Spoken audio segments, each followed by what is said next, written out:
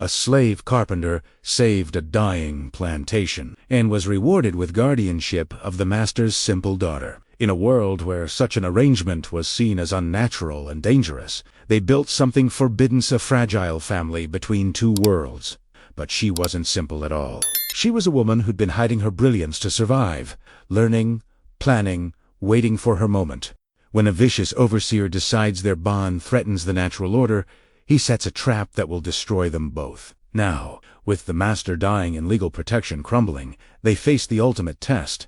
He's dragged to the whipping shed. She's locked away, destined for an asylum. But what no one expects is that the simple girl they underestimated has been drawing escape routes in the dirt for weeks. Will their desperate run for freedom succeed? Or will the dogs catch them before they reach the north? And can a love born in chains ever truly be free? The water came in the dark. Isaiah Boone woke to shouting. He sat up fast on his thin pallet, Brett Cout listening hard. Outside the cabin, voices rose sharp and scared. Feet pounded the dirt. Someone yelled about the levee. He was on his feet before his mind fully caught up. Te levee, the earthen wall that held the river back from the cotton fields. If it broke, the whole harvest drowned. If the harvest drowned, the colonel would sell people. That's how it worked. Isaiah pushed through the cabin door into chaos. Torchlight bobbed everywhere like fireflies gone mad. Enslaved men and women ran toward the river, some still tying their shirts, some barefoot in the mud. The air smelled wrong, wet and heavy, like the earth itself was sweating.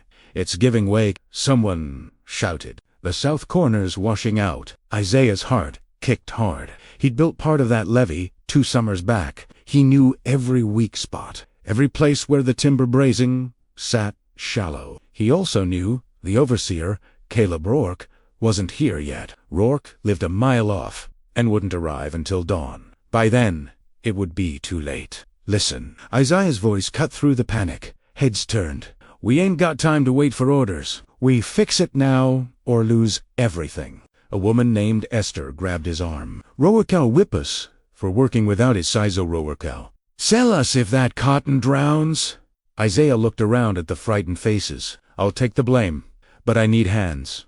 Who's with me? Silence. Then a young man named Samuel stepped forward. Then Esther.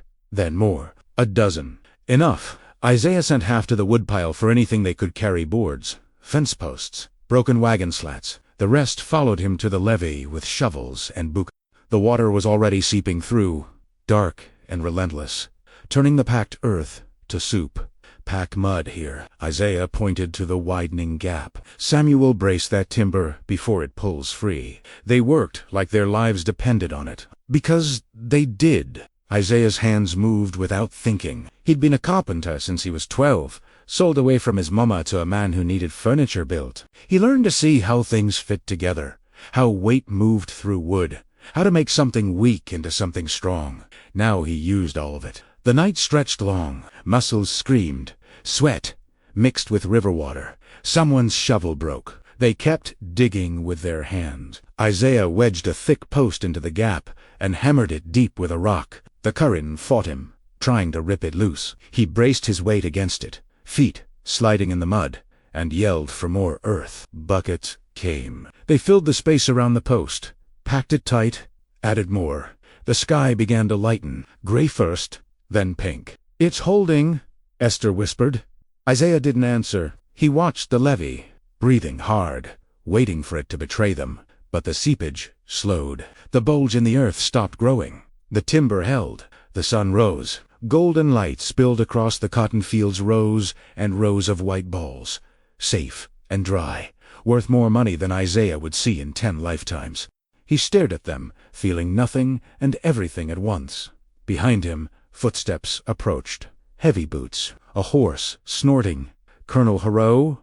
Isaiah turned slowly. The colonel sat on his big chestnut mare, face shadowed by his hat brim. He was a tall man, thin as a fence post, with a gray beard and eyes that never gave anything away. He looked at the levee at cotton, at Isaiah, and the exhausted workers standing in the mud. Who did this? The colonel's voice was quiet, not angry, not kind, not just quiet. Nobody spoke. The colonel's gaze settled on Isaiah. He knew.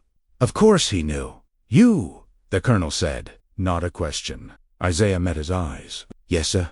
The colonel sat there a long moment. Then he turned his horse and rode back toward the manor house without another word. Morning sun climbed higher. Isaiah and the others trudged back to the quarters, too tired to speak. They washed at the pump, changed into day clothes, and went to their assigned work. Isaiah headed to the carpentry shed where he was supposed to repair fence rails. His hands shook as he picked up the hammer.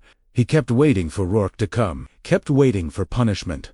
It didn't come. Instead, around midday, a house servant named B appeared at the shed door. She was an older woman, gray-haired and sharp-eyed, who'd worked in the manor since before Isaiah was born. "Colonel wants you," she said. On the porch, Isaiah's stomach dropped. He set down the hammer and followed her across the yard. The manor house loomed white and tall, columns rising like tree trunks, windows gleaming. Isaiah had built the porch railing 2 years ago, but had never stood on the porch itself. That was a place for white folks. Colonel Harrow stood at the top of the steps, hands behind his back. He watched Isaiah approach. "Come up here," the colonel said. Isaiah climbed the steps slowly. The boards creaked under his weight, good solid oak, properly joined. His own work. The colonel studied him. Up close, Isaiah could see new lines around the man's mouth, a tiredness in his eyes that hadn't been there last year. The colonel was in trouble. Isaiah had heard whispers, debts, bad cotton prices, a war brewing up north that might change everything. "You saved my crop," the colonel said. Isaiah didn't know what to say to that, so he said nothing. "You did it, without permission, without oversight. You organized my people in the middle of the night and performed skilled labor that could have failed and cost me everything." "Yes, sir." "Why?" The question caught Isaiah off guard. He thought about lying, about saying he was protecting the colonel's property, but something in the man's face made him tell the truth. "Because if that cotton drowned, you'd sell people to cover the loss. I got friends here, family, in a way. I wasn't gonna let them get scattered if I could stop it." The colonel's jaw tightened. For a second, Isaiah thought he'd said too much. Then the colonel turned and walked to the porch railing, looking out over his land. "I received 3 letters yesterday," the colonel said. "Bank notices. I owe more than this year's crop will bring. Even with everything you saved, I'm underwater." He laughed, bitter and short. "Underwater, that's apt." Isaiah stayed quiet. "I have one asset left that's worth anything."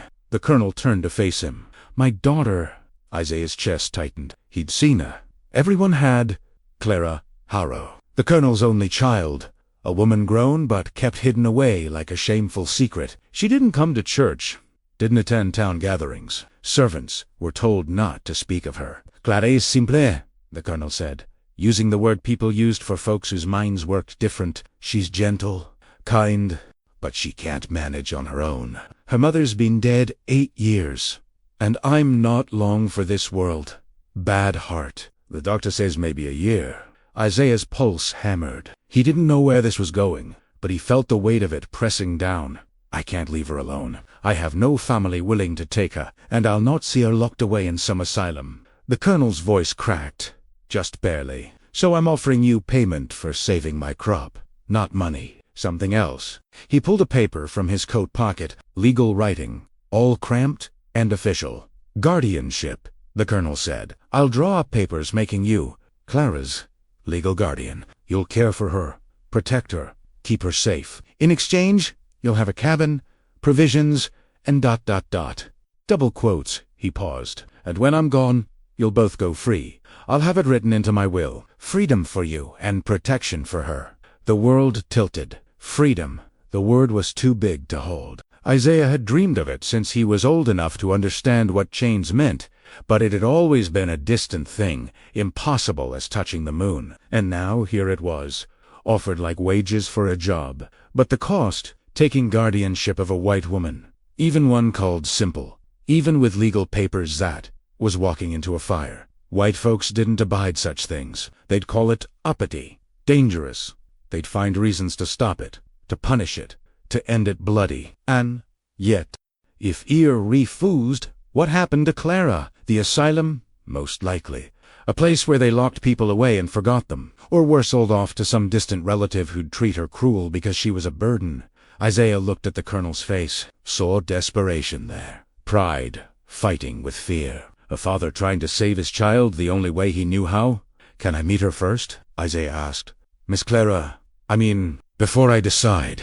The colonel blinked, surprised. Then he nodded. "Tatese, fair." He led Isaiah inside. The manor was cool and dim, smelling of beeswax and old wood. Isaiah had never been past the kitchen. Now he walked through rooms filled with furniture. He recognized the dining table he'd built, the chair he'd repaired, the bookshelf he'd carved with grapevines along the edges. The colonel stopped at a closed door. He knocked softly. "Clara, there's someone I'd like you to meet." A pause, then a voice, light and uncertain. "All right, Papa." The colonel opened the door. The room was small but bright, windows facing the garden. Clara sat in a chair by the window, arranging something in her lap. She looked up as they entered. She was younger than Isaiah expected. Maybe brown hair, pulled back, simple, gray dress, neat and plain. Her face was soft, unguarded, with eyes that held a strange mix of innocence and understanding. "Clara," the colonel said gently, "this is Isaiah. He works here. He's a carpenter." Clara smiled. It was the realest smile Isaiah had seen in longer than he could remember. "Hello, Isaiah," she said. Her voice was clear, careful with each word. "Did you make the bookshelf in the hall? The one with the grapes?" Isaiah nodded, throat tight. "Yes, ma'am. It's beautiful. I touch the grapes sometimes when I walk past. They feel like they're growing." She said it with such simple honesty that Isaiah's heart cracked a little. This was the person they kept hidden. This gentle soul, who noticed carved grapes and thought they might be growing. The colonel cleared his throat. "Isaiah saved our cotton crop last night. Fixed the levee in the dark." Clara's eyes widened. "That was very brave. Just necessary, ma'am." She tilted her head, studying him. "You're kind, I can tell. You have kind eyes." The colonel shifted uncomfortably.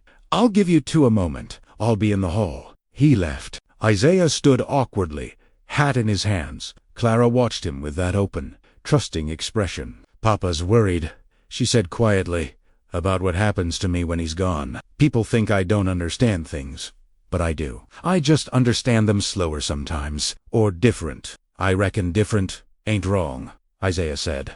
Clara's smile returned. "I'd like to have a friend. Papa doesn't let me have many. Would you be my friend?" Isaiah. Something in his chest loosened and tightened at the same time. "Yes, Mum," he said. "I'd be honored." That evening, Isaiah sat outside his cabin, watching the sun set. The quarters hummed with the sounds of supper being made, children playing, someone singing low and sad. His friend Marcus sat down beside him. "Heard you got called to the big house," Marcus said. Isaiah nodded. "They say the colonel wants to give you guardianship of his daughter." Word traveled fast. "Always did," he offered. Isaiah admitted. Marcus was quiet a long moment. "That's a death sentence." "Maybe. Hey, no. Maybe about it. White folks won't stand for it. Especially not Rourke, Caleb Rourke, the overseer, a man who found pleasure in other people's pain and hid it behind talk of order and duty. He'd been watching Isaiah for years, waiting for him to step wrong. "I know," Isaiah said. "Then why you even considering it?" Isaiah thought of Clara's smile, her gentle hands arranging buttons by color because it brought her peace, her trust because she needs help. Isaiah said, "And because the colonel's offering freedom when he real freedom, written legal." Marcus shook his head. "You won't live long enough to see it." "Probably not. But what kind of man would I be if I didn't try?" Marcus stood up, looked down at his friend. "A live one." He walked away. Isaiah sat alone as darkness fell. He thought of his mother, sold away when he was 10. He thought of the sister he barely remembered, gone before he could save her. He thought of all the people he'd watched disappear into the endless hunger of slavery. He couldn't save them, but maybe he could save one person. Maybe that was enough. The next morning, Isaiah walked to the big house before dawn. The colonel was already awake, sitting on the porch with coffee. "I'll do it," Isaiah said. The colonel studied him. "You understand what you're agreeing to?" "Yes, sir." "I reckon I do." The colonel stood. He looked older in the early light, more frail. "I'll have the papers drawn up today. In the meantime, There's an empty cabin between the manor and the quarters. Small place. Used to store tools. Clean it out. Make it livable. That's where you and Clara will stay." Isaiah's breath caught. "Together? You're her guardian. You need to be near enough to help when she needs it. The cabin has 2 rooms. Separate sleeping spaces. It'll be proper." The colonel's eyes hardened. "And it had better stay proper, or freedom papers won't save you." "I understand. Do you?" The colonel leaned close. "Because the moment you take on this responsibility, every white person for 50 miles will be watching, waiting for you to make a mistake, waiting for an excuse to put you down. You'll be walking on a knife's edge every single day." Isaiah met his gaze steadily. "I've been walking on a knife's edge my whole life, sir. At least this time there's something worth the risk." The colonel held his stare a moment longer, then nodded. "Get started on the cabin." Isaiah spent the day clearing out the small building. It was tucked between the manor grounds and the slave quarters. Sitting on neutral ground that belonged to neither world, the place was full of broken tools, old harnesses, rusted chains. Isaiah hauled it all out, swept the floors, checked the roof for leaks. It had 2 rooms, just like the colonel said. One larger space, with a fireplace and a small window. One tiny back room, barely big enough for a bed. Isaiah claimed the small room for himself. Clara should have the better space, the light, the warmth. He worked through the afternoon, ignoring the stares. Word had spread faster than fire. Everyone knew now. Everyone had opinions. Some folks stopped by to offer help. Esther brought a broom. Samuel brought nails. They didn't say much, but their presence said enough. Others kept their distance, faces closed and fearful. By evening, the cabin was clean. Isaiah built a simple table and 2 chairs from scrap lumber. He made sure the door latched properly, checked the shutters, tested the floorboards. When he was satisfied it was safe, he walked to the manor and found Bee. "It's ready," he told her. Bee looked at him with something like pity. "Lord have mercy on you, child. I'd appreciate if he did." An hour later, the colonel brought Clara to see the cabin. She carried a small bag of belongings, some dresses, a few books, the buttons she liked to arrange. She walked slowly, taking in everything. Isaiah stood outside, watching her face as she stepped through the door. She stopped in the main room, turned in a slow circle, touched the table, the chairs, the mantel above the fireplace. Then she looked at Isaiah, and her eyes were shining. "This is ours?" she whispered. Isaiah's throat tightened. "Yes, ma'am." Clara set down her bag carefully. She walked to the window and looked out at the garden, the fields beyond, the sky turning purple with dusk. "I've never had an ours before," she said softly. "Only mine or Papa's. Never ours." The colonel cleared his throat roughly. "I'll leave you to settle in. Isaiah knows where to find me if you need anything." He left quickly, like staying would break something inside him. Clara and Isaiah stood in the cabin as night fell. Crickets started their chorus. A dog barked somewhere distant. "Are you afraid?" Clara asked. Isaiah considered lying, decided against it. "Yes, ma'am, I am. Me too." She turned from the window. "But I'm happy too." "Is that strange?" "No, ma'am. I reckon it makes perfect sense." Clara smiled, that real smile again. "You can call me Clara. We're friends now." "Friends don't need ma'am." "I'll try," Isaiah said, though he knew he probably wouldn't. Some habits were too deep. Clara yawned, suddenly looking exhausted. "I think I'll sleep now. It's been a very big day." "Yes," Isaiah caught himself. "Yes, Clara." She went into the main room and closed the door partway, leaving it cracked for modesty. Isaiah waited until he heard her settle into the bed, then took his place in the small back room. He didn't undress, didn't lie down. He sat on the floor, with his back against the wall, listening. The night was full of sounds.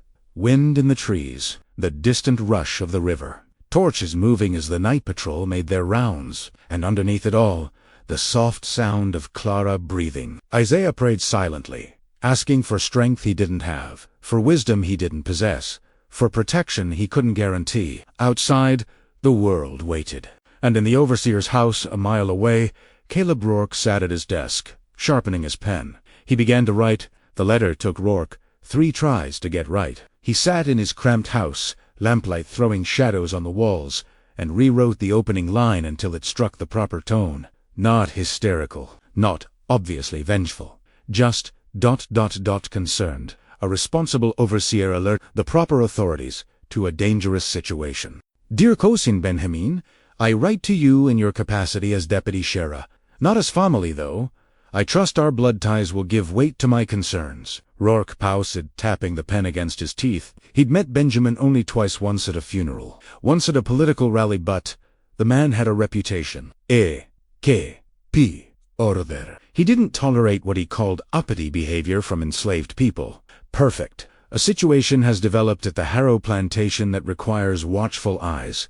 Colonel Harrow, in declining health and questionable judgment, has placed his simple-minded daughter in the guardianship of a slave carpenter named Isaiah Boone. They are living together in a cabin, alone, without proper white supervision. I need not elaborate on the dangers inherent in such an arrangement. The slave in question is intelligent and capable, which makes him more dangerous, not less. He has already demonstrated a willingness to act without permission recently, organizing nighttime labor without oversight. Now he has been given access to a vulnerable white woman. The colonel claims legal papers will be drawn. I fear what may transpire before those papers are even signed. I fear more what will happen after, when a slave has the protection of law to hide behind. Your presence, or the presence of men who understand the necessity of maintaining proper order, would be most welcome. An inspection, a conversation, whatever you deem appropriate. I remain your vigilant servant and cousin, Caleb Rourke. He read it over twice, sealed it. At dawn, he'd ride to town and post it himself. Rourke leaned back in his chair, satisfied. He wasn't doing this out of pure spite, though he'd be lying if he said Isaiah Boone's competence didn't rankle.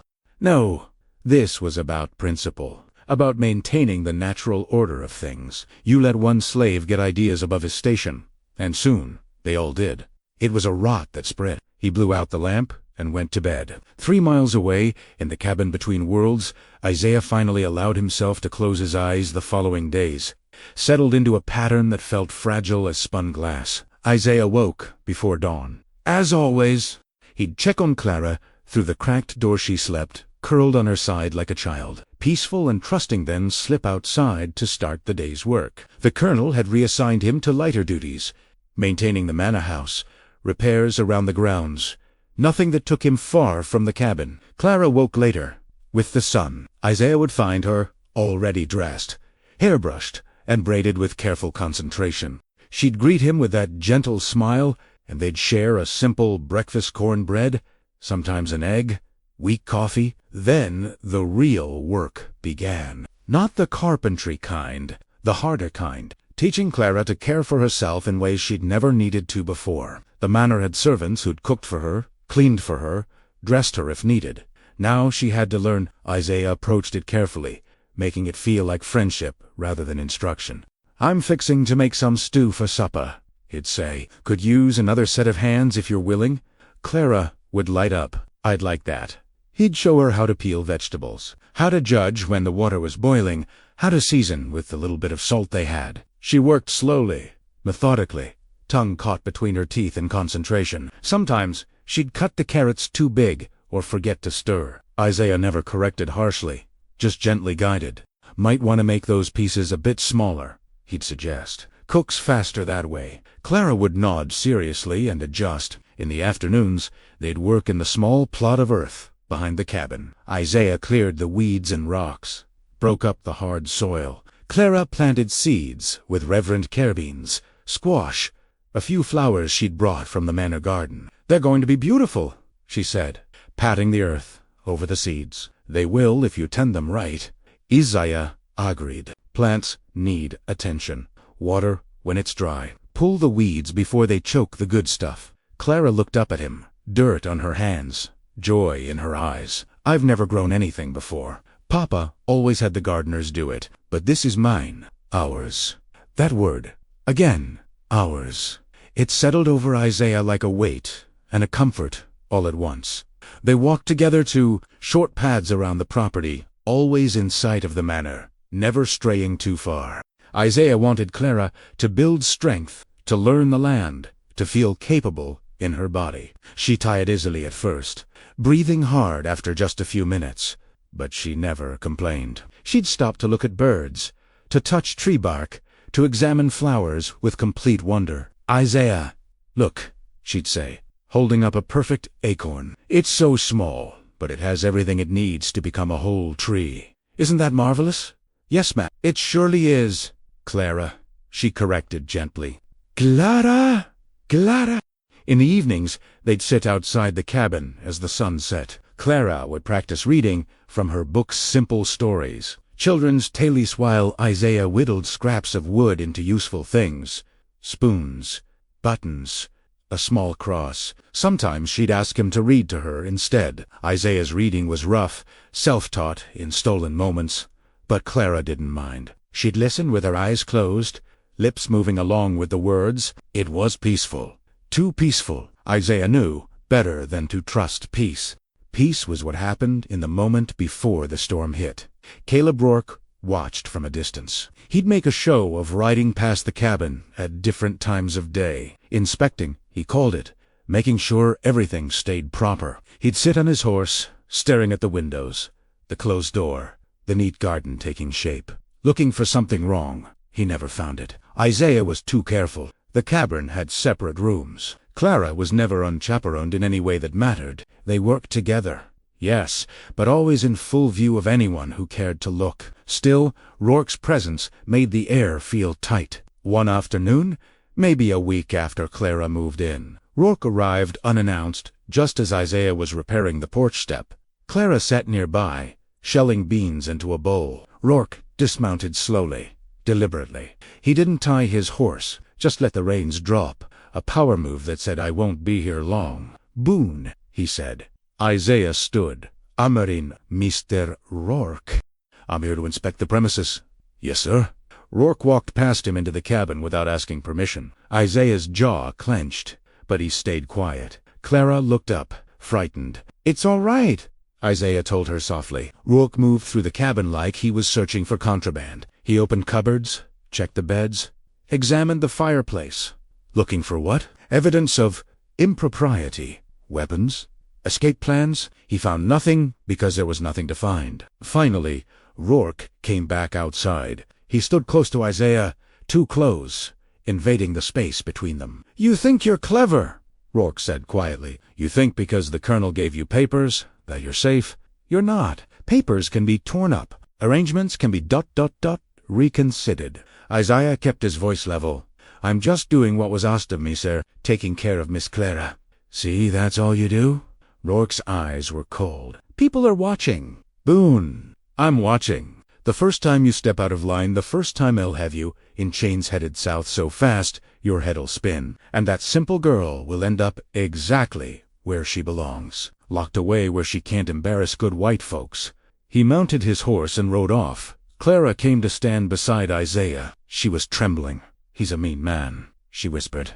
"Yes," Isaiah agreed. He's... Are you going to be all right?" Isaiah looked down at her worried face and felt something fierce rise in his chest. Protection, determination, things he hadn't let himself feel in years, because feeling them was dangerous. "I'm going to do everything I can to keep us both all right," he said. Clara slipped her small hand into his, squeezed once, then let go. It was the bravest thing either of them had done yet. Sunday came bright and warm. The colonel attended church in town like always, leaving before dawn in his carriage. Clara wasn't expected to go. She never had been, and Isaiah certainly wasn't invited, so they stayed at the cabin, enjoying the rare quiet of a day when most folks were elsewhere. Around midday, a visitor arrived. Isaiah saw him coming from a distance. A black man walking up the road, dressed in a worn but respectable suit, carrying a Bible. He moved with purpose, but not haste, nodding to the few people he passed. Isaiah knew who he was. Everyone did. Reverend Thomas Webb, a traveling preacher who moved between plantations, holding prayer services for enslaved people whenever overseers allowed it. Some said he was free. Some said he'd bought his freedom. Some said he was still enslaved, but his master hired him out as a preacher. Nobody knew for sure, and the Reverend never clarified. What mattered was this: he brought hope, and he was careful enough to survive doing it. "Good afternoon," the Reverend called as he approached the cabin. Isaiah stepped out to meet him. "Reverend Webb, Isaiah Boone, I've heard much about you lately. The Reverend's eyes were kind but sharp, missing nothing. Thought I'd pay a visit. See how you're faring. We're managing. The Reverend glanced toward the cabin. Might I meet the young lady? I've been praying for her, though we've never met. Isaiah hesitated. But something about the Reverend's presence felt safe, trustworthy. Clara, he called gently. There's someone here to see you. Clara appeared in the doorway, shy and uncertain. The Reverend removed his hat immediately, offered a small bow. Miss Clara, I'm Reverend Webb. I travel these parts offering prayers and fellowship. Would you allow me a moment of your time? Clara looked to Isaiah. He nodded. She stepped outside. Hello, Reverend, she said softly. The Lord's peace be with you, child, and also with you. She said it like she'd heard it before, remembered it from some distant church service. The Reverend smiled. Would you walk with me a moment? Just there in the garden. I promise to be brief and respectful. Clara looked uncertain. Isaiah started to object, but the Reverend held up a hand. In full sight, he assured Isaiah, on my word as a man of God. Isaiah watched as they walked to the small garden plot. The Reverend spoke quietly. Clara listened, then responded. Isaiah couldn't hear the words, but he saw her posture shift, straightening, relaxing, becoming more herself. After a few minutes, Tay returned. Clara's eyes were bright. Reverend Webb says, I have a good soul, she announced. He says God made me exactly as I'm meant to be, and anybody who says different is wrong. That's the truth, the Reverend confirmed. He looked at Isaiah. Might I have a word with you as well? Privately. They walked a short distance from the cabin. The Reverend spoke low. That's a remarkable young woman, he said. She has clarity of spirit I rarely see. Her mind may work different, but her heart knows truth when she hears it. Yes, sir. You're in a dangerous position, son. I know. Do you? The Reverend's voice was gentle but firm, because it's not just danger from overseers and angry white folks. It's danger from the law itself. Guardianship of a white woman by a black man, slavey or free, is uncharted territory. The colonel can write papers till his hand falls off, but if white folks decide they don't like it, those papers won't save you. Isaiah's chest tightened. Then what should I do? Abandon her? No, but you should prepare. Know your options. Understand what legal ground you're standing on. The Reverend paused. I know a clerk in town, white man, but his heart's turned toward abolition. Quiet about it, for obvious reasons. He might be willing to look at the colonel's papers when they're drawn up, make sure they're as strong as they can be. Hope flickered. You think that could help? I think every small advantage matters when you're fighting with your hands tied. The Reverend gripped Isaiah's shoulder. You're doing something brave and good. Don't think God hasn't noticed. But bravery without wisdom is just martyrdom waiting to happen. I'll take any wisdom I can get. The Reverend smiled. I'll be back through in a few weeks. We'll talk more then. In the meantime, keep doing what you're doing. Love that girl like she's your own kin. Protect her, teach her, and trust that God keeps count differently than men do. He left as quietly as he'd arrived. Clara came to stand beside Isaiah, watching the Reverend disappear down the road. I liked him, she said. Me too. He made me feel like I matter. Isaiah looked at her. You do matter, Clara. Very much. She smiled and went back inside to finish shelling the beans. Isaiah stood there a moment longer, letting the Reverend's words settle in his bones. God keeps count differently than men do. He hoped that was true. He hoped God's counting would be enough. That evening, Clara did something unexpected. After supper, she took a stick and went outside. Isaiah followed, curious. She knelt in the patch of dirt beside the cabin and began drawing. Not idle scribbles, careful lines, deliberate shapes. Isaiah watched as a pattern emerged. A winding line, a river, maybe. Small squares that might be buildings. Dots arranged in clusters. And symbols he didn't recognize at first. Stars, positioned specific. That's real pretty, Isaiah said. What is it? Clara didn't look up, just thinking. Thinking about what? About maps. Papa had maps in his study. I used to look at them when I was little. Before he started keeping me in my room more, she drew another line, parallel to the first. I remember the rivers, how they all flowed the same direction. North. Isaiah's breath caught. North. The word carried weight. Promise. Danger. North was where freedom lived, for those who could reach it. But talking about North, even thinking too hard about it, was a quick way to find yourself sold or worse. Clara kept drawing. She added more details. Crossings, he thought. Places where the lines intersected. Then she drew a circle around a specific point and looked up at him. "Do you think the rivers remember where they've been?" she asked. "Or do they only know where they're going?" It was such a strange question, so perfectly Clara, that Isaiah almost smiled. But something in her eyes stopped him. She wasn't being whimsical. She was asking something deeper. "I reckon they know both," he said carefully. "They carry the past with them, but they're always moving forward." Clara nodded, satisfied. She stood up, brushed off her dress, and went inside. Isaiah stared at the drawing in the dirt, at the rivers flowing north, at the marked crossing points, a T-circle. His heart pounded. Was she? No, surely not. Clara was innocent, unworldly. She couldn't possibly be drawing escape routes. Could she? He scuffed the dirt with his boot, erasing the drawing before anyone else could see it. But the image stayed in his mind.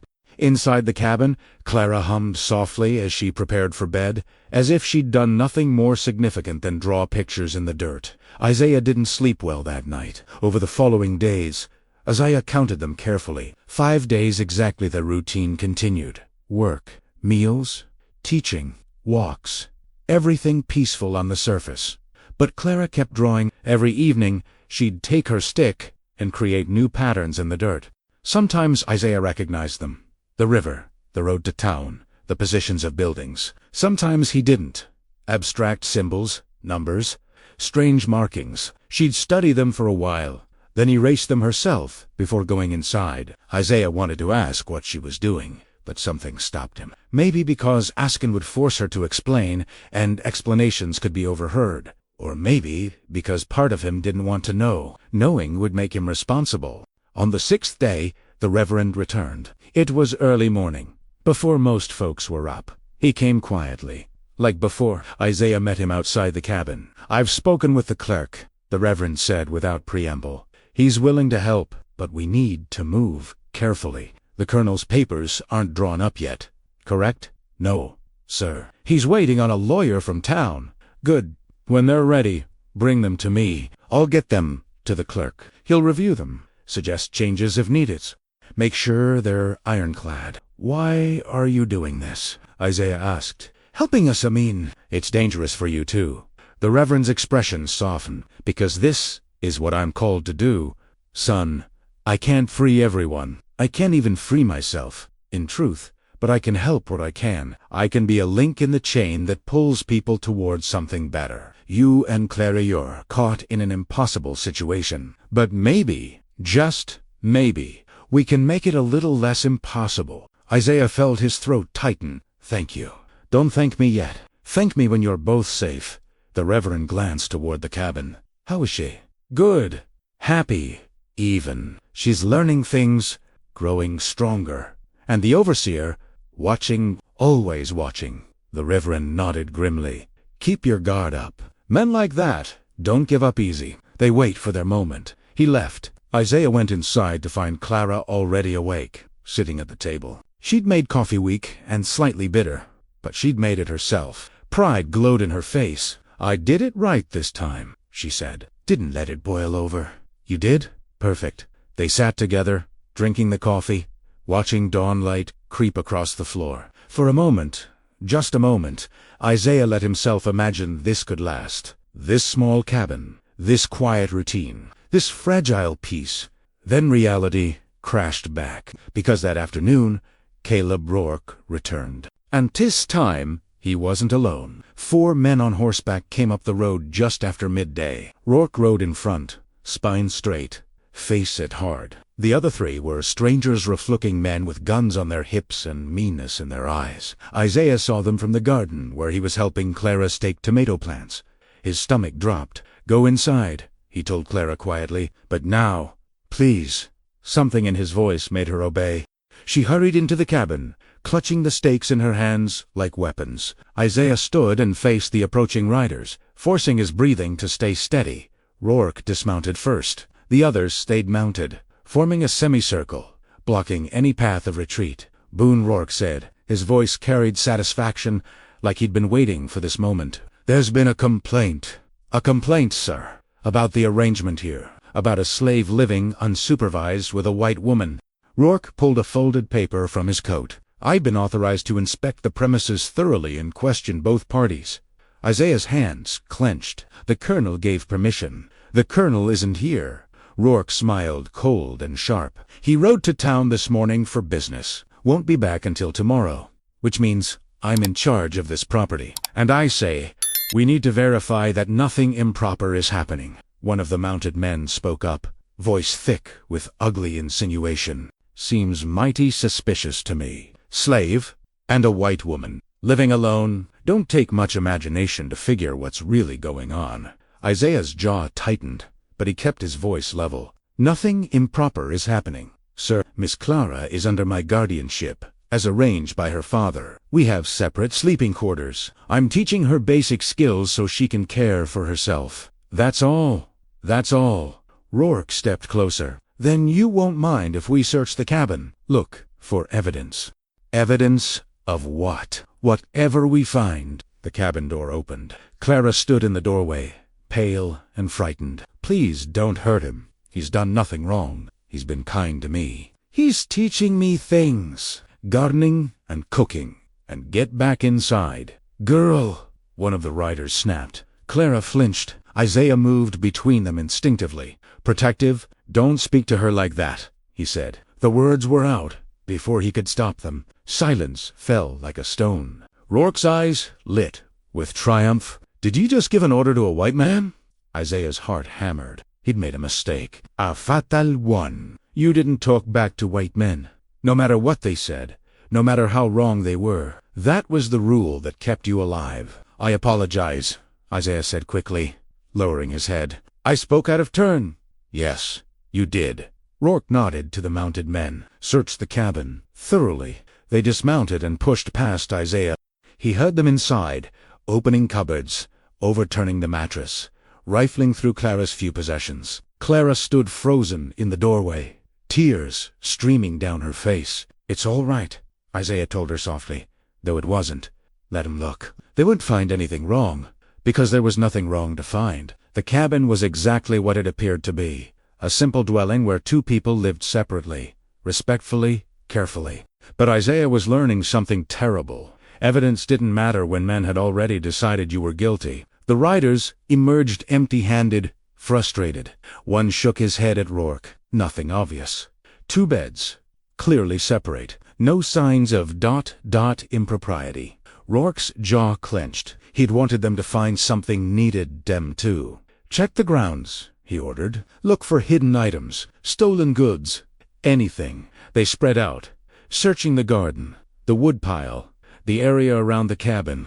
Isaiah stood motionless, barely breathing. Clara had stopped crying but looked like she might shatter. One of the men found the patch of dirt where Clara had been drawing. The images were mostly scuffed away, but faint lines remained. He called Rourke over. "What's this?" Rourke crouched, studying the marks. Isaiah's pulse roared in his ears. "If they recognize them as maps, as escape routes, looks like nothing," Rourke muttered, disappointed. "Children's scribbles." He stood, frustration written across his face. They'd found nothing incriminating. The cabin was proper. The arrangement, while unusual, wasn't technically illegal. The colonel's permission covered it. But Rourke wasn't finished. "I'm issuing a warning," he announced, loudly enough for the riders to hear. "This situation is being monitored. Any hint of impropriety, any suggestion of misconduct, and you'll be removed immediately. Sold south, most likely, to a place where they know how to handle uppity slaves." "Yes, sir," Isaiah said, voice hollow. "And you," Rourke turned to Clara. "You're a white woman, daughter of a respected man. You should have shame. Living like this. When your father dies, and his protection is gone, we'll see about getting you into proper care." Clara's voice came out, small but clear. "My father loves me. He wants me safe. Isaiah keeps me safe. Your father is a fool, and you're too simple to know better." Rourke mounted his horse. "This isn't over, Boone. Not by a long sight, Tay." Isaiah and Clara stood in silence until the hoofbeats faded completely. Then Clara's legs gave out. She sat hard in the dirt, shaking. Isaiah knelt beside her. "You're all right." "They're gone. They were so mean," Clara whispered. "So angry. Why are they angry at us? We're not hurting anyone." How could he explain it? The fear white folks had of black people rising above their station. The way they needed to keep people like him crushed down to feel safe. The cruelty that came from viewing human beings as property. "Some folks don't like seeing things change," he said finally. "They think the world should stay a certain way, and when it doesn't, they get scared. Fear makes people mean." Clara looked at him with those clear, honest eyes. "Are they going to hurt you?" "I don't know. I won't let them." Isaiah's heart cracked. "Clara, I won't." She stood up, brushing dirt from her dress. "Papa gave you to me. You're mine to protect now, same as I'm yours. That's what guardianship means, doesn't it? Taking care of each other." She was so earnest, so brave, so utterly unaware of how powerless they both were. "Yes," Isaiah said gently, "that's exactly what it means." That night, Isaiah didn't sleep at all. He sat in his small room, listening to every sound. The creak of wood settling, the rustle of wind, the distant bark of dogs, waiting for them to come back. They didn't, not that night, but the threat hung in the air like smoke. The colonel returned the next afternoon, looking older and more tired than when he'd left. Isaiah met him at the manor house steps. "We had visitors yesterday," Isaiah said. The colonel's face darkened as Isaiah recounted what happened. When Isaiah finished, the colonel was silent for a long moment. "Rourke is reaching beyond his authority," he said finally. "But he's not wrong that he's exposed a vulnerability. The arrangement I've made is Liga Beriba. It exists in a gray area. Men who want to challenge it can find ways. What do we do?" The colonel climbed the steps slowly, moving like each one hurt. "I'll speak with the lawyer today. Have the papers drawn up immediately, instead of waiting. Once the guardianship is formalized and recorded with the county, it becomes harder to undo. Not impossible, but harder. And after you're gone." The colonel stopped at the top of the steps. He looked out over his land of fields, the quarters, the small cabin sitting between worlds. "After I'm gone, you'll have the freedom papers, you and Clara both. You'll need to leave quickly. Go north before anyone can challenge the will. I'll leave money hidden for you. Not much, but enough to start. They'll come after us, probably. That's why you need to be smart about it. Have a plan. Don't just run blind." The colonel turned to face him. "The reverend who visits Stamos Webb. He's connected to the railroad, isn't he?" Isaiah hesitated, admitting that could endanger everyone. "Don't answer," the colonel said. "I don't need to know for certain. But if he is, you should talk to him. When the time comes, you'll need help." "Why are you doing this?" Isaiah asked. The question had been building for weeks. Why risk all this for us? The colonel was quiet for so long, Isaiah thought he wouldn't answer. Then, because I failed her mother. Clara's mama died bringing her into this world. I promised I'd protect them both, and I broke that promise by being ashamed, by hiding Clara away like she was something wrong instead of someone precious. I can't fix that, but maybe I can make sure she has a chance at a life after I'm gone. A real life, not locked away in an asylum. His voice cracked. And maybe, in some small way, I can do one decent thing before I face my maker. I went inside. Isaiah stood on the porch a moment longer, then walked back to the cabin. 5 days passed, then 7. The colonel met with his lawyer twice. Papers were drafted, reviewed, redrafted. Isaiah waited, tension coiling tighter each day. The Reverend came on the 8th day. Isaiah met him on the road, away from the cabin. The colonel's having guardianship papers drawn up. Official, legal, recorded with the county. Good, that's a start. The Reverend looked troubled. But I have news you need to hear. Rourke's been in town, talking to people, spreading stories about you and Clara, planting seeds. What kind of seeds? The kind that grow into mobs.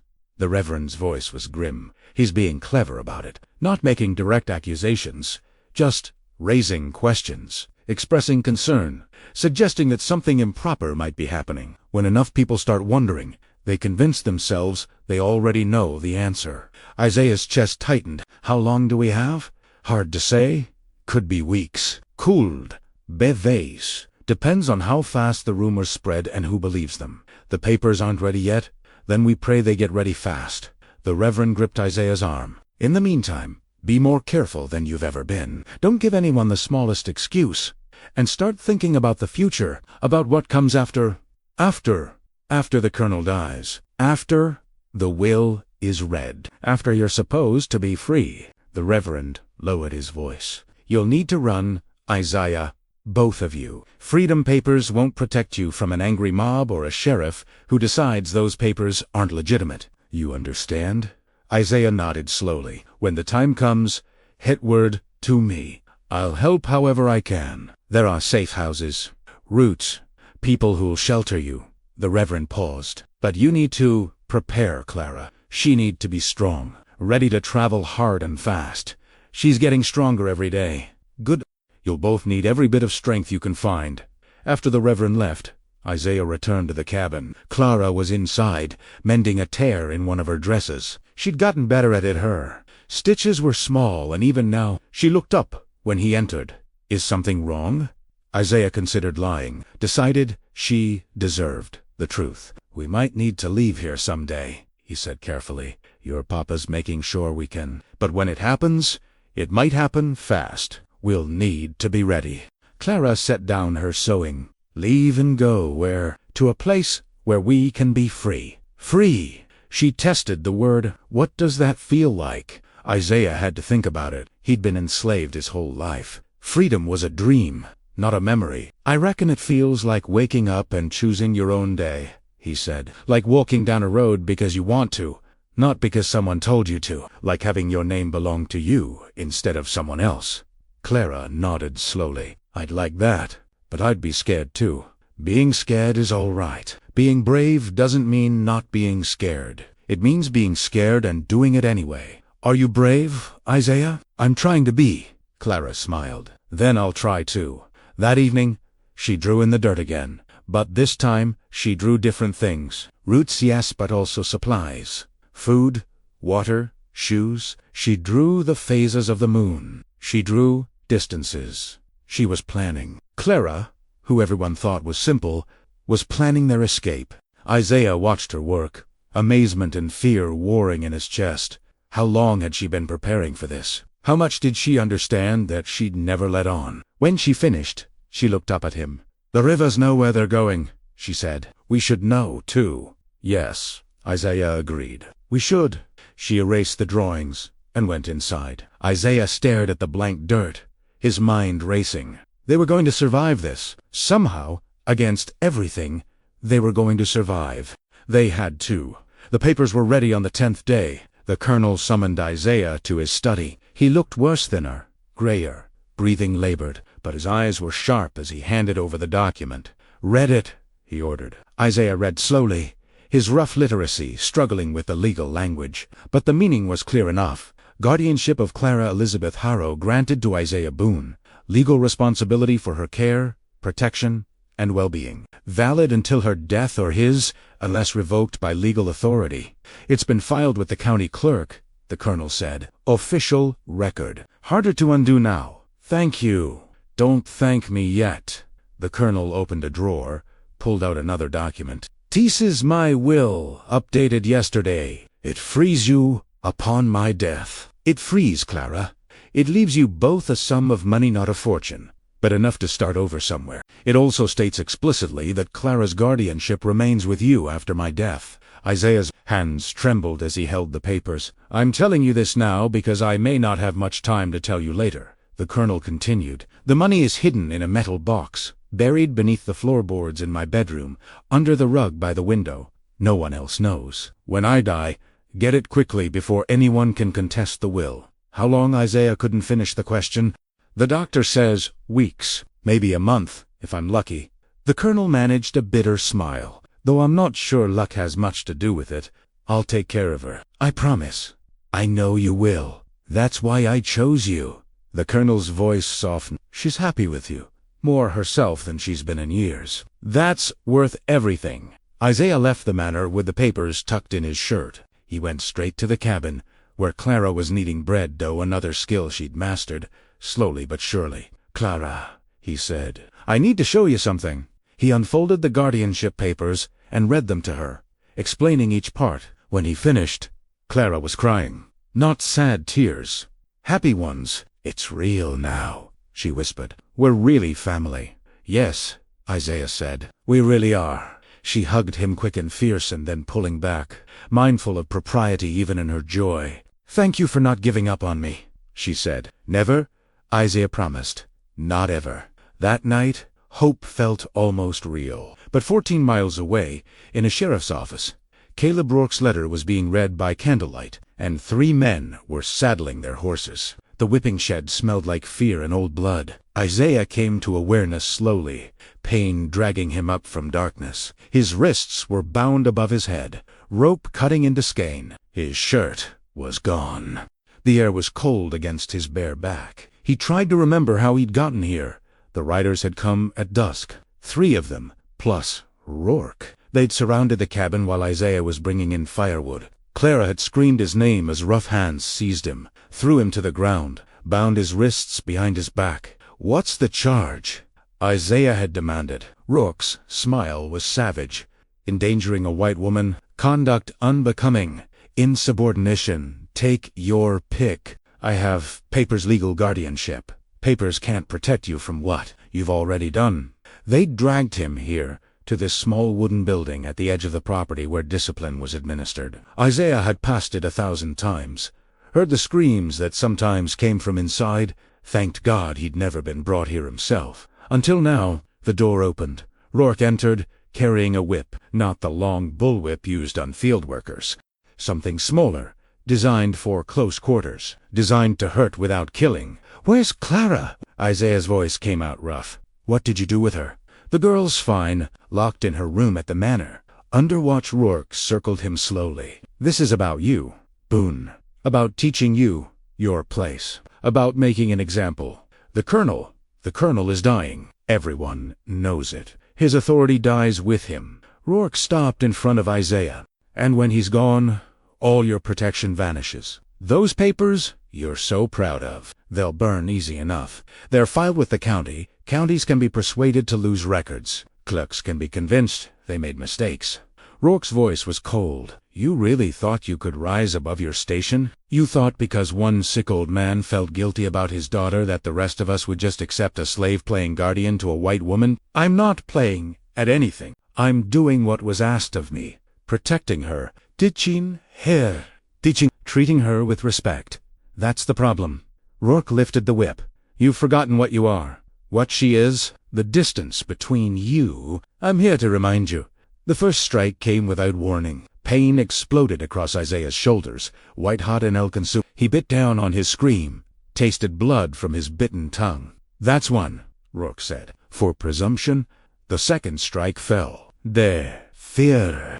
Isaiah lost count after 7, lost everything except the need to stay conscious, to not give Rourke the satisfaction of hearing him beg. Between strikes, Rourke talked about order, about natural hierarchy, about the danger of letting slaves forget their place. His voice was almost conversational, like he was discussing the weather while systematically destroying another human being. Finally, it stopped. Isaiah hung from the ropes, barely conscious. Blood ran warm down his back. "You'll stay here tonight," Rourke said. "Tomorrow, you'll be sold. There's a trader coming through, heading to the deep south. Sugar plantations in Louisiana. They work slaves to death down there in 5 years or less. You'll be lucky to last 3. Clara will go to the asylum where she belongs. I've already sent word to the proper authorities. She'll be collected within the week." "No."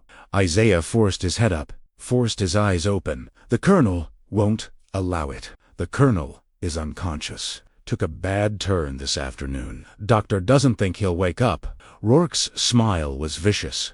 "Convenient timing, wouldn't you say? Almost like God himself is restoring proper order." He left. Isaiah hung alone in the darkness, pain radiating through every nerve. His back felt like it was on fire. Each breath hurt. But worse than the physical pain was the knowledge of his failure. He'd promised to protect Clara, promised to keep her safe. And now she was locked away, scared and alone, waiting for men to come drag her to an asylum where they'd break whatever gentle spirit she had left. He'd failed her, failed the colonel, failed himself. Isaiah closed his eyes and prayed, not for rescue that seemed impossible now, just for Clara, for her to somehow be all right, for her to find safety even without him. Please, he prayed. If you're listening, if you care at all about the small and powerless, please don't let them break her. The night stretched endlessly. In the manor house, Clara sat in her old room, the one she'd been kept in for so many years before the cabin. The door was locked from the outside. A servant woman sat in the hallway, guarding. Clara had stopped crying hours ago. Now she just sat by the window, thinking. They thought she was simple, broken, too innocent to understand what was happening. They were wrong. Clara understood perfectly. Rourke had taken Isaiah. They were going to hurt him, maybe kill him. They were going to send her away. Everything Papa had tried to protect her from was happening anyway. But Clara had been listening, learning, preparing. All those drawings in the dirt hadn't been idle scribbles. They'd been maps, memorized from Papa's study years ago, when she was still allowed to wander freely. Routes to safe houses that abolitionists used, marked in Papa's books with subtle notations he thought she didn't notice. Clara had noticed everything. She just hadn't told anyone how much she understood, because people who thought you were simple didn't guard their words around you. They spoke freely, assuming you couldn't comprehend. And Clara had listened to Papa's conversations with the lawyer, to Reverend Webb's careful hints, to Isaiah's gentle teachings that were really lessons in survival. She'd learned, now she needed to act. Clara stood and walked to the door. She knocked softly. Yes, the servant's voice was impatient. I need the chamber pot, please. A sigh. The lock clicked. The door opened partway. The servant, a young woman named Patsy, who'd always been kind-peered in. Under the bed? Same as always. I'm scared, Clara said, letting her voice shake. It wasn't hard. She was terrified. Please, could you stay with me? Just for a moment. I don't want to be alone. Patsy's face softened. All right. But just a moment. She came inside. Clara moved faster than anyone expected her capable of moving. She grabbed the heavy water pitcher from the bedside table and swung it hard against Patsy's head. Not hard enough to kill. Clara didn't want to hurt anyone. Just hard enough to stun. Patsy crumpled. Clara caught her, lowered her gently to the floor. Her hands shook as she checked for breathing. Still alive. Thank God. I'm sorry, Clara whispered. I'm so sorry. She took the keys from Patsy's belt and slipped into the hallway. The house was dark, most servants asleep in their quarters.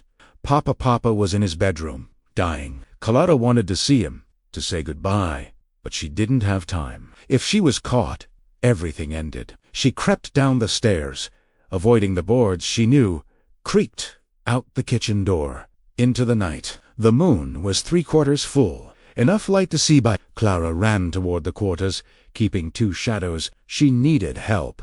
Isaiah had friends there, people who might be brave enough to act. She found Esther's cabin and knocked urgently. The door opened a crack. Esther's eyes went wide. Miss Clara? What? They took Isaiah. They're going to sell him. I need help. Clara's words tumbled out fast. Please. He saved all of you when he fixed the levee. Please save him now. Esther pulled her inside. Other faces appeared. Marcus, Samuel. Others whose names Clara didn't know. They stared at her like she was a ghost. You shouldn't be here, Marcus said. If they find you, I don't care what they do to me. Clara's voice was stronger than she'd ever heard it. Isaiah is in the whipping shed. They're selling him tomorrow. We have to get him out tonight. That's impossible. Someone whispered. It's guarded. We'd all be killed. Then we have to be smart about it. Clara pulled out the keys she'd taken. Primera, abedis. I can move through the manor grounds without suspicion if I'm caught. They'll just think I'm confused, wandering. But I need help carrying Isaiah once he's free. He'll be hurt. He'll need support. The cabin was silent. Then Esther spoke. I'll go. Esther. No, Marcus started. That man saved our crop. Saved us from being sold. I ain't letting him rot in that shed. Esther looked at Clara with new respect. You're braver than anyone gave you credit for. Girl, I'm not brave, Clara said. I'm terrified. But Isaiah taught me that being brave means doing it anyway. Samuel stood. I'll go. 2 others joined. Not everyone, some were too scared. And Clara didn't blame them, but enough. 6 people willing to risk everything. They planned quickly. Clara would approach the shed first, alone. If guards challenged her, she'd act confused, lost. While they were distracted with her, the others would circle around back. It was a terrible plan, desperate and likely to fail. It was all they had. Isaiah drifted in and out of consciousness. Pain kept dragging him back to awareness. Each time he woke, he prayed to sink back into oblivion where it didn't hurt so much. He thought he heard voices outside, probably his imagination. Then the door opened. Lamplight blinded him. Isaiah squinted against it, expecting Rourke, expecting more pain. Instead, he saw Clara. She stood in the doorway, lamp in one hand, keys in the other. Her face was set with determination he'd never seen before. "Clara?" His voice was barely a whisper. "Oh, I'm getting you out." She moved to him, hands shaking as she worked the lock on his bonds. "We don't have much time." The ropes fell away. Isaiah's legs gave out. He would have collapsed, but strong hands caught him stir, and Samuel, appearing from the darkness. "Easy now," Esther murmured. "We've got you." They half agreed, half dragged him out of the shed. The night air hit his ravaged back, and Isaiah hissed in pain. "Where are the guards?" he managed to ask. "Sleeping," Marcus said grimly. "We gave them some help with that. Won't last long, though. We need to move." They got Isaiah to the cabin. Clara had somehow gathered supplies, bandages, salve, water. She worked on his back with surprising competence, cleaning the wounds, while Isaiah bit down on a leather strap to keep from screaming. "How did you know how to do this?" he asked when he could speak. "I watched the doctor treat Papa's patients sometimes, before they locked me away." Clara's hands were gentle but sure. "I remember more than people think. I'm learning that, when his back was bandaged, they faced the hard truth. They couldn't stay. Rourke would find Isaiah gone by dawn. There would be hell to pay. Everyone who'd helped would be punished." "We all have to run," Esther said quietly. "All of us who were involved. It's the only way." "The railroad," Clara said. Everyone turned to stare at her. "Reverend Webb. He's connected to the Underground Railroad." Papa knew. I knew. "We need to get word to him. He's not due back for days," Marcus said. "Then we find someone else. Another conductor, another safe house." Clara pulled out a scrap of paper, one of Papa's maps, carefully torn from a book. "There's a place 12 miles north, a Quaker settlement. They help runaways. If we can get there, that's a long way on foot," Samuel said, "especially with Isaiah hurt."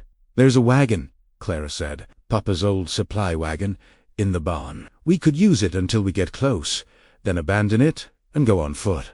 They were all staring at her now. This wasn't the simple girl they'd thought they knew. This was someone else entirely, someone strong.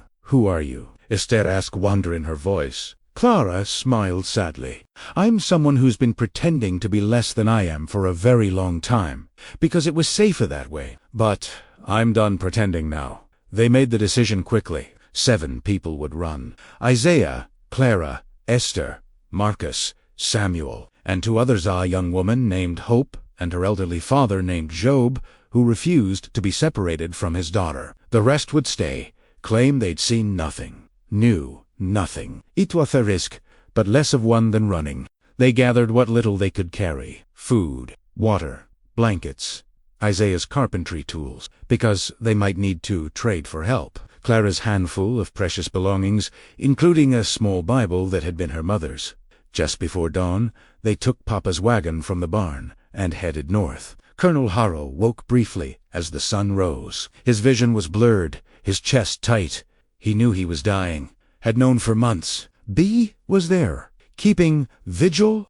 She helped him sit up enough to sip water. "Isaiah," he rasped. Bee's face was troubled. "Gone, sir." He and Miss Clara both took some others with them, headed north sometime in the night. The colonel closed his eyes. Good. They'd run. They'd had the sense to run. Rourke, furious. "He's forming a search party. Says he's going after them." "My will already filed, sir. The lawyer made sure of it yesterday. It's legal and binding. The colonel managed a small smile. Then they have a chance. Not much of one, but a chance. He thought of Clara as a child, before the world had taught him to be ashamed of her differences. Bright and curious and full of wonder. He thought of how she'd looked at Isaiah, with trust and joy, becoming herself again. He'd done one decent thing in his life. It would have to be enough. Tell Rourke, ... Quotes the colonel's voice, faded. He gathered his strength. Tell him if he touches my daughter, I'll haunt him to his grave. Yes, sir.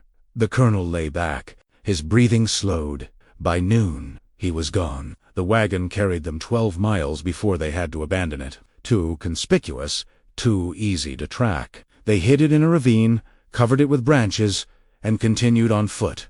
Isaiah could barely walk. His back screamed with every step. But he forced himself forward, one foot in front of the other, because stopping meant capture. Clara walked beside him, supporting his weight when he stumbled. She was stronger than he'd ever imagined. They all were. They traveled by night, hid by day, drank from streams, ate the small amount of food they'd brought, and tried not to think about what would happen when it ran out. On the third night, they heard dogs in the distance. They're tracking us, Marcus said. How close? Isaiah asked. Close enough, maybe hours behind. They pushed harder, fear giving them energy they didn't have. Job struggled, his old legs giving out. Hope and Samuel took turns carrying him. Just before dawn, they saw it, a small farm with a red barn. The signal Reverend Webb had described once, a quilt hanging on the barn door with a specific pattern. A safe house. They ran the last quarter mile. A Quaker family answered their desperate knock. The woman took one look at them, 7 terrified runaways. One bleeding, one elderly, all exhausted, and pulled them inside without a word. Quickly, she said. Into the cellar. The hunters will be here soon. They descended into darkness, into a hidden room beneath the floor, barely large enough for all of them. Above, they heard the family moving around, making the house look normal. Lived in, but unremarkable. They waited. The dogs came an hour later. Isaiah heard them barking, heard men's voices, heard Rourke demanding to search the property. Search if they must, the Quaker man said calmly, but they will find nothing. Tay Serched. Boots stomped on the floor inches above their heads. Someone kicked the cellar door. In the hidden room, Clara gripped Isaiah's hand. He squeezed back, trying to transmit courage he didn't feel. The searchers found nothing. The cellar was well hidden, built for exactly this purpose. Finally, after what felt like hours, the men left. They stayed hidden until nightfall, until the Quaker woman came to tell them it was safe. They can rest here tonight, she said. Tomorrow, we'll move thee to the next station. Thee will travel by wagon, hidden beneath hay. It will be uncomfortable, but safer than walking. Thank you, Isaiah said. We have no way to repay thy freedom as payment enough. The woman smiled. The Lord calls us to serve the least among us. Tonight, that is thee. They slept that night in the barn, properly hidden, properly safe for the first time in days. Isaiah's back was healing slowly under Clara's careful tending. The others were exhausted but alive. Clara lay nearby, watching the stars through the barn slats. Isaiah, she whispered. Yes. Do you think Papa's gone? Isaiah thought of the colonel's labored breathing, his failing heart. Probably. Clara was quiet a moment. I hope he knew I loved him, even when he kept me hidden away, even when he was ashamed. I still loved him. He knew. And he loved you, too. That's why he did all this. We're really free now, aren't we? Once we get north. Once we're safe. Yes, Isaiah said. We're really free. Clara smiled in the darkness. Then it was worth it. All of it. They traveled for 3 more weeks, moving from safe house to safe house, hidden in wagons and cellars and attics. The Underground Railroad was real, a network of brave people risking everything to help strangers find freedom. They crossed into free territory on a gray morning in late autumn. A Quaker conductor told them they'd made it. They were safe now, and Isaiah nearly collapsed with relief. The group split up then. Esther and Marcus went to a settlement where they had distant relatives. Samuel found work with a carpenter who needed help. Hope and Job stayed with a Quaker family who promised to care for them. Isaiah and Clara continued north to a small town with a church community that welcomed newcomers. The preacher there, a free black man named Reverend Johnson, helped them find a tiny house to rent. Nothing fancy. 2 rooms, a small garden plot, a workshop where Isaiah could practice his trade. It was perfect. Isaiah worked as a carpenter, building furniture for people who paid him in money that belonged to him. Real wages for real work. The concept was so foreign it took weeks to feel real. Clara tended their garden. She'd become skilled at it, growing vegetables and flowers with equal care. She also helped at the church, teaching children to read using the same slow, patient methods Isaiah had used with her. People in town learned quickly not to underestimate her. She was different, yes, but different wasn't wrong. Just different. Months passed, then a year. One spring morning, Reverend Johnson approached them after church service. "I've been meaning to talk to the both," he said, "about making thy arrangement more ... official." Isaiah and Clara looked at each other, confused. "What arrangement?" Clara asked. "Well, they live together as guardian and ward, but they are both free now. That relationship no longer has legal meaning." The Reverend smiled. "I wondered if they might want to make it something else, something more equal." Understanding dawned slowly. "You're suggesting marriage?" Isaiah said. "Only if that's what they both want. I see how they care for each other, how they have built a life together. Marriage would honor that. Give it a name that matches the truth." Isaiah turned to Clara. His heart pounded. They'd never discussed this, never dared to even imagine. "I would like that," Clara said simply. "If you would." "Clara, Isaiah's throat tightened. "You know, I care for you. Have for a long time. But I don't want you to feel obligated. You're free now. You can choose whatever life you want. I'm choosing this life." Clara took his hand. "I'm choosing you. You've been my friend, my teacher, my protector. I'd like you to be my husband too, if you want to be." Isaiah had survived slavery, beatings, the threat of death. He'd crossed miles of dangerous territory, risked everything for freedom, but nothing had ever taken more courage than saying the next 3 words. "Yes, I do."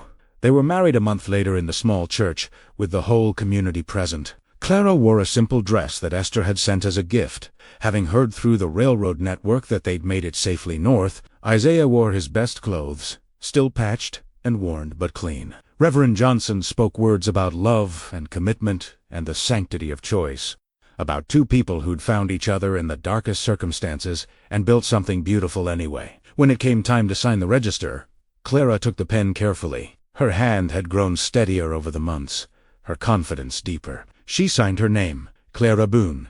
Beside it, Isaiah signed his, Isaiah Boone. 2 names, equal ink, equal worth. That evening, they sat on the porch of their small house, watching the sun set. Clara's head rested on Isaiah's shoulder. His arm was around her waist.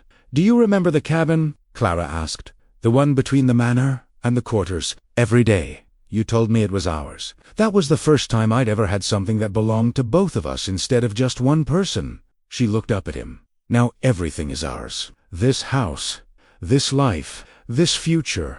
Isaiah kissed her forehead gently. "Yes, everything is ours in Tagadan." The seeds Clara had planted were beginning to bloom.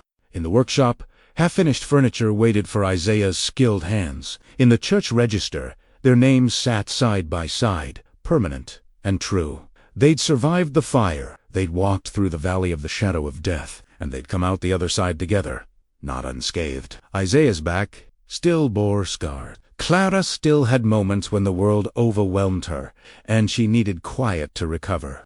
They both had nightmares sometimes, waking in the dark, convinced they were back in the South, running for their lives. But they had each other. They had freedom, and in the end, that was everything. Years later, when they were old and gray, when their garden had grown wild and their house had been expanded to accommodate the children they'd fostered and the grandchildren who visited, people would ask them about their story. Clara would smile and say simply, "We walked through fire together, and love was strong enough to carry us through." Isaiah would add, "She saved me as much as I saved her, maybe more." And they'd sit together on that same porch, hands clasped, watching the sun set on a life they'd built from ashes and hope, and the unbreakable belief that freedom was worth any cost. Their names remained in the church register. Equal ink. Equal worth. A testament to what love could do when given the chance to grow. A promise kept. A freedom earned. A life lived fully. Finally, there's